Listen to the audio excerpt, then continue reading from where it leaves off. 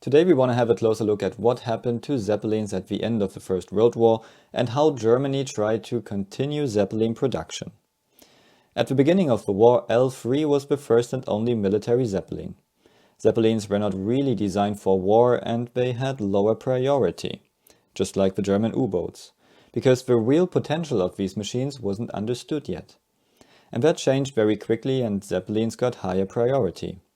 First, group attacks were forbidden and Zeppelin crews got the order to avoid certain buildings in London. More on that in my other video.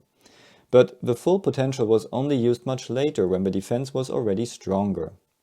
And so Zeppelins got bigger, better, faster and could keep British troops on the island to defend it from Zeppelins, instead of being sent to France to fight against German troops there. And that was the main reason for the constant Zeppelin attacks on Britain in the First World War. Britain had to keep 500,000 soldiers, 1,200 planes and 500 anti-aircraft guns on the island to defend themselves. Bomb attacks and false alarms were slowing down the economy. Let's summarize. During the war, the German Navy had 65 Zeppelins, 9 Scuttling airships, 3 Parseval and 1 M-ship. So 78 airships in total. 6 of them were school and special ships without military use. Of these 78 ships in total, Germany lost 26 because of enemy, 14 because of weather and 12 because of fire.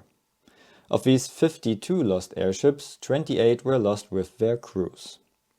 17 ships were retired because they were too old, which leaves 9 active airships at the end of the First World War, and all of them were Zeppelins.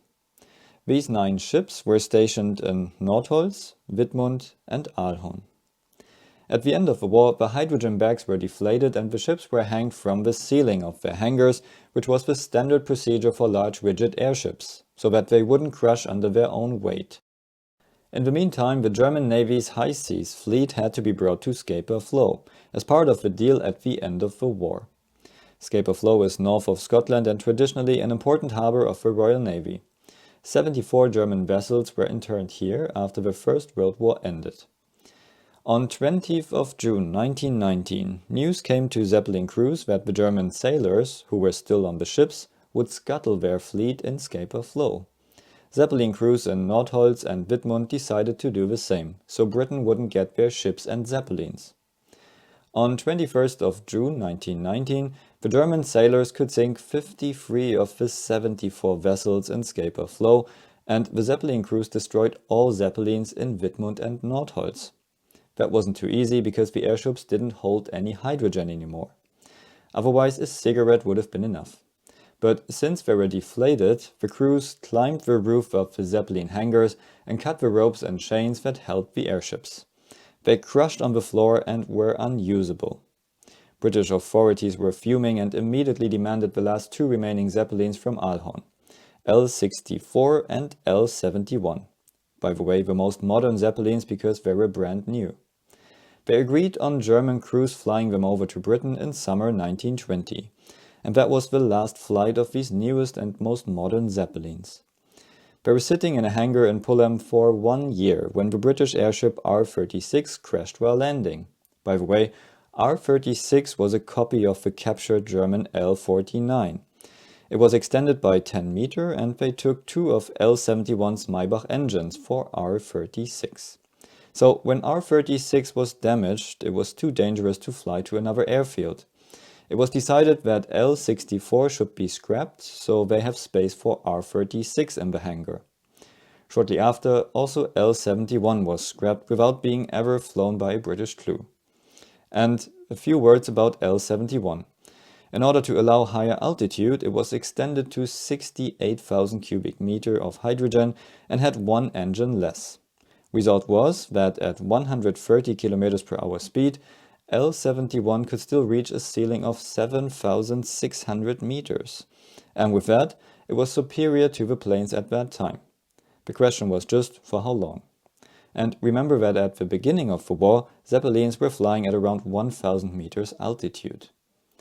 Now, part of the Zeppelin design was about thick leather and fur clothes and oxygen machines to still be able to survive in these altitudes. The sister ship L-72 was under construction and L-73 and L-74's production started. L-75 was in development. This should have been a new generation of Zeppelins with 75,000 cubic meters of hydrogen and with 8 supercharged engine, which should have been enough for 145 km per hour in 7,500 meter altitude. And even the next generation was in development already. The L-100 was a larger version of the L-75 with a protective nitrogen gas layer between hydrogen and skin to make them less vulnerable against incendiary bullets. But the end of the war stopped all of these projects. At the end of the war, L-72 was just being finished in Friedrichshafen. The last payment of the Defense Office was still outstanding when the war ended. And so officially the ship stayed in possession of the Zeppelin factory and was technically not a military airship yet. That way they tried to avoid handing it out to another country. For the Zeppelin company, it was clear that with the end of the war, they would quickly change to civil production again and use the war knowledge for passenger airships.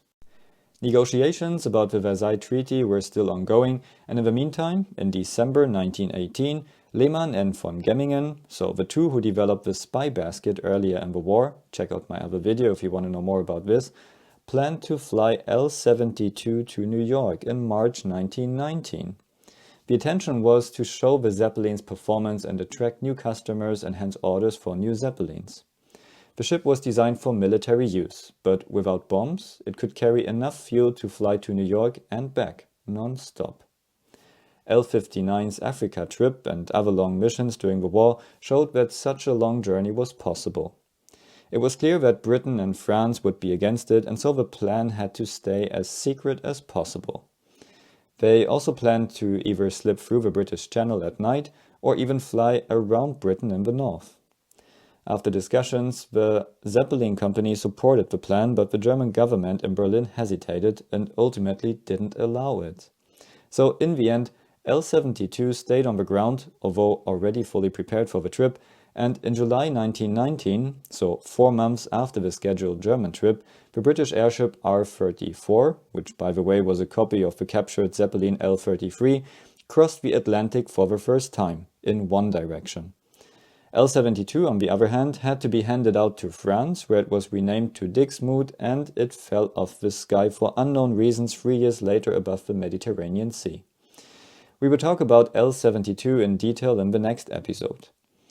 In February 1919, the Zeppelin factory began with plans for a new generation of small passenger airships with 20,000 cubic meter gas volume.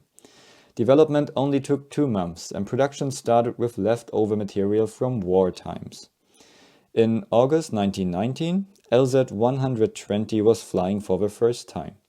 The slightly larger sister ship, LZ-121, was finished in January 1920.